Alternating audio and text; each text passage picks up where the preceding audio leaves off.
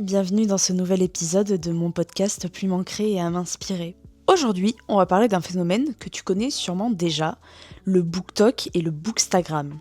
Ces plateformes où les livres deviennent viraux, où un roman inconnu peut devenir un best-seller du jour au lendemain, du genre La femme de ménage, où la passion de lire revient en force. Mais comment ces réseaux ont-ils transformé la littérature ? Qu'est-ce que cela change pour les lecteurs, les auteurs et l'industrie du livre ? On commence tout de suite avec la première partie, qui est l'impact sur les lecteurs. Bien évidemment, on lit plus. Beaucoup plus. Les recommandations sont partout, les vidéos courtes donnent envie, et les émotions sont mises en avant, ça inspire.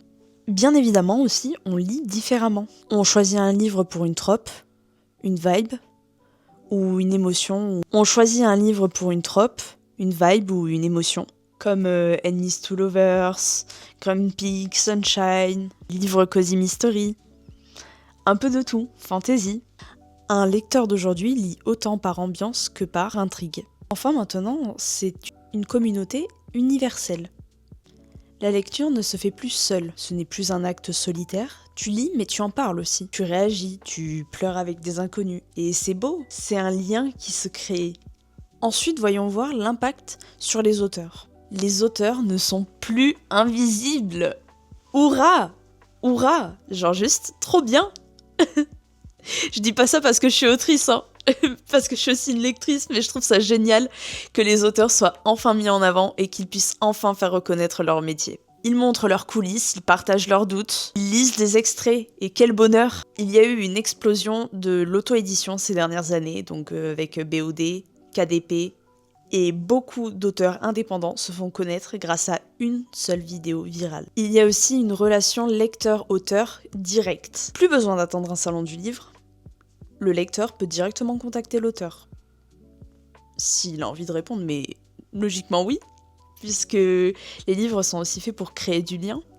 Chaque commentaire, chaque message privé devient une rencontre. Et malheureusement, il y a un point négatif à tout ça, c'est que être auteur, c'est aussi être créateur de contenu. Et ça peut être une véritable difficulté parce que ça demande du temps et de la patience. Et qu'on perce pas du jour au lendemain. Sauf si vraiment on a un coup de chance. Cette petite pression, moi je l'aime bien, mais parce que j'adore créer des vidéos. Et je sais pas si dans une autre vie je n'aurais pas été une grande influenceuse.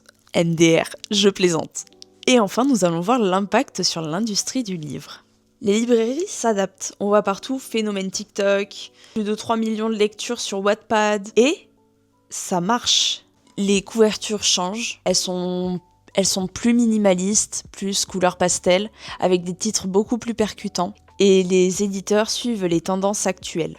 Les tropes deviennent marketing. Avant, c'était le résumé. Maintenant, ce sont les tropes. Le lecteur veut savoir précisément ce qu'il va ressentir. Et comme on l'a dit un peu plus tôt, les best-sellers explosent grâce à la viralité des réseaux.